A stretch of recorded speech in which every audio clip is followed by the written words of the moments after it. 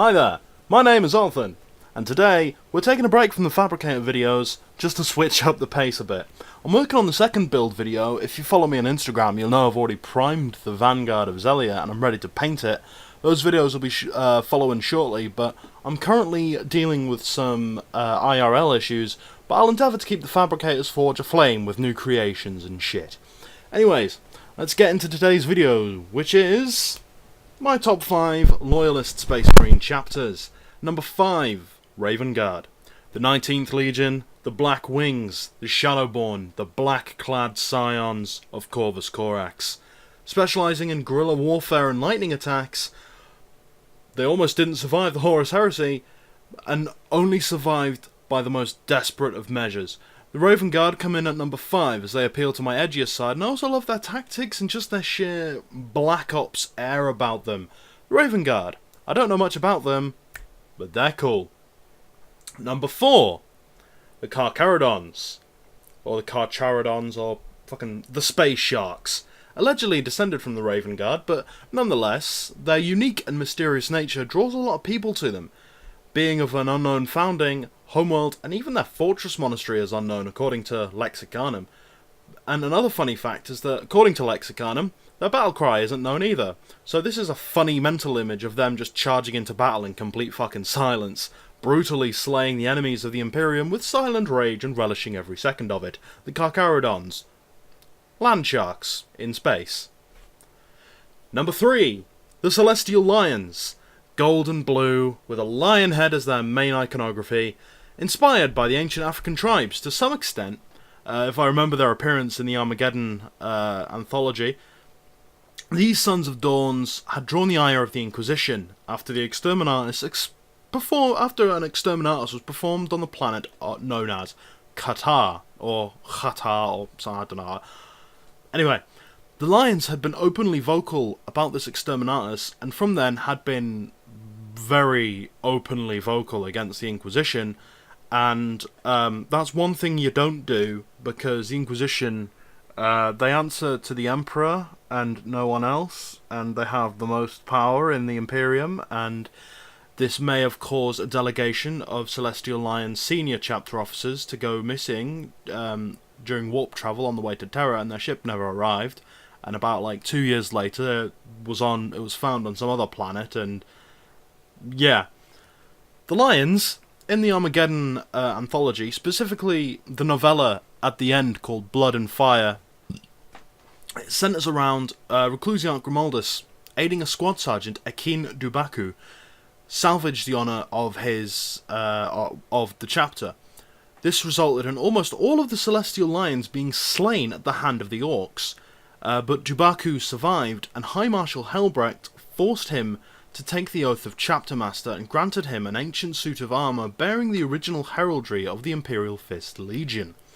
They then set off to their homeworld along with a temporary detachment of Templars to help with the rebuilding of their devastated chapter. A story of resilience and honour. The Celestial Lions' pure strength of will and that of Akin Dubaku has earned the Celestial Lions a place not only on this list, but in Imperium history. Number 2, the Dark Angels. The First Legion, they smell what the Rock is cooking, and the centre of the Unforgiven, which is the collection of Dark Angel successor chapters, they have a dark secret, and that centres on why Caliban is cosplaying as Alderaan. Experts in plasma weaponry and tireless in their pursuits, the Dark Angels are extremely secretive, even going so far as to threaten allies and even murder them to keep their secret from getting out. The story of the Dark Angel secret is a bit lengthy, but here's the short version. Lionel Richie had a falling out with Luther Vandross. Lionel said, "Fuck you, Luther, go back to Caliban, raid troops, take all the troublemakers with you, because I don't need your shit, mate." And Luther was like, "Alright, sure can't. Alright, ta-ra, mate." After several years, and the Horus Heresy being in full swing, Luther and the Dark Angels exiled to Caliban started to raise and train more Astartes as per Lionel's orders. Then the heresy ended and Lionel came back, but Luther was like, "Nah, fuck off, mate, you're a heretic." And Lionel was like, "No, I can't, I'll fucking kill you, dickhead." And then Lionel was mortally wounded by his old friend, and Luther went fucking bonkers because he just stabbed the Primarch. Then warp shit happened, and everyone was sucked into a warp rift. The traitor Dark Angels under Luther then became known as the Fallen, and Cypher, the second greatest Astartes behind Grimlad, is the Dark Angels' public enemy #1 without the public. That was the TLDR of it. And the duality and internal conflict, as well as consistently superb characters from Zahariel and the Horus Heresy novels by Mitchell Scanlon and Mike Lee, and even Boreas from Purging of Cadillus, which I'm currently reading right now by Gav Thorpe, if I recall right, yes. The Dark Angels, while bearing a stain on their honour, they're a very interesting chapter. Take into account that the Unforgiven chapters all answer to the Dark Angels' inner circle. That numbers 13 potential successor chapters, and that gives the Dark Angels a willy-shrivelling 14,000 Astartes at their disposal. If you consider each chapter as at full strength, which might not be the case, but that's still a scary amount of Marines to waggle a fucking stick at. So, before we hit #1, there are a few chapters I like or think they could have been ranked on the list, but I just couldn't justify properly putting them in this list. So, first off, the Minotaurs. Anti-Space Marine Space Marines. With close ties to the High Lords of Terror, their records are so hidden, even some Inquisitors find that the records are a bit too difficult to find. I know I said that some of these are chapters I like, but I, for some reason, don't really like the Minotaurs all that much, but they're still worth a mention because they're pretty unique. Death Knights and Ebon Knights. These chapters are on Lexicanum's list of Loyalist chapters and have next to nothing about them, just like pictures of them, and you know, no preceding chapter, no homeworld, no tactics, no battle cry, just a name and a picture of a Marine in armor.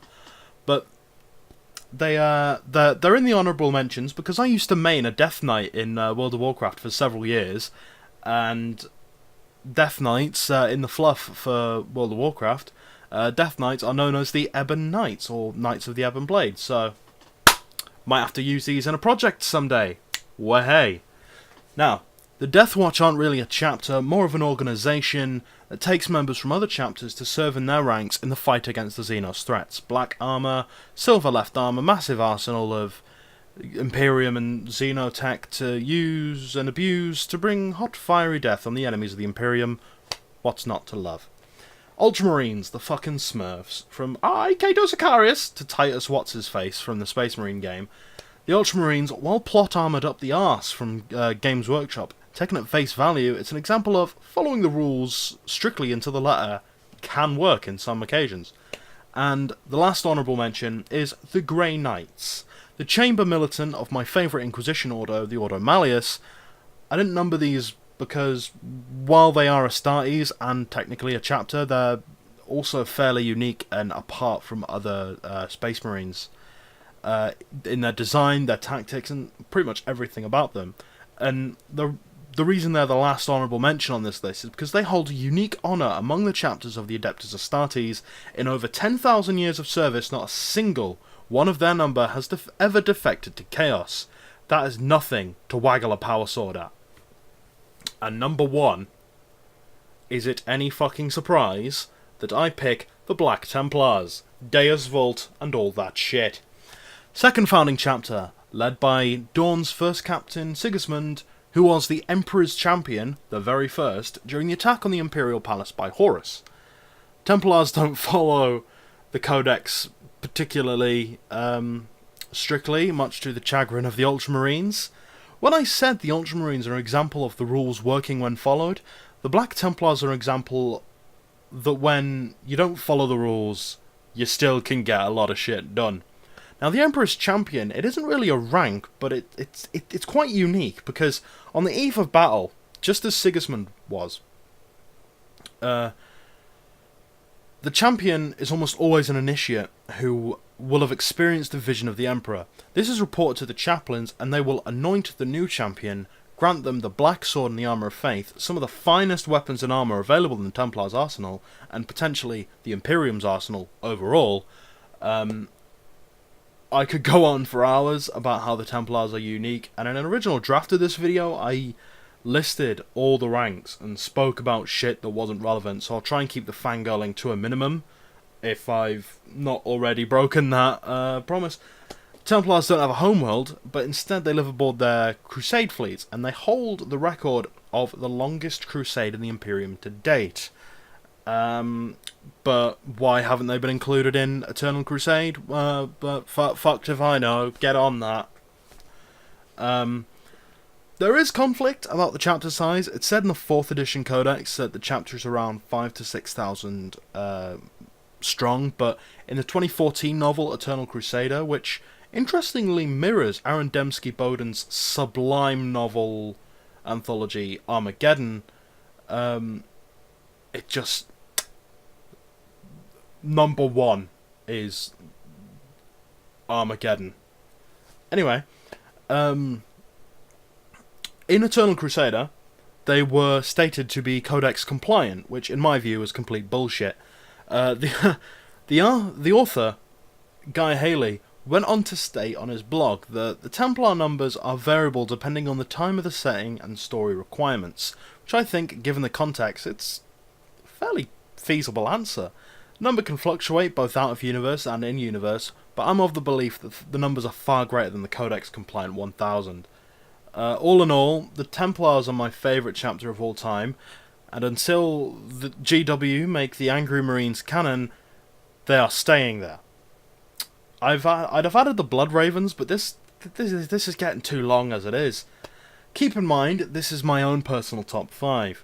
If you disagree, I'm happy to talk about maybe your top 5. Hell, maybe you'll even change my mind on something. Leave a comment if you agree or disagree, and if you're new, leave a like and maybe subscribe. I do a lot of 40k content, and I've been fairly regular in my uploads as of late. I'm getting to almost a weekly or a bi-weekly thing going. Anyway, my name is Althan. I'll catch you later.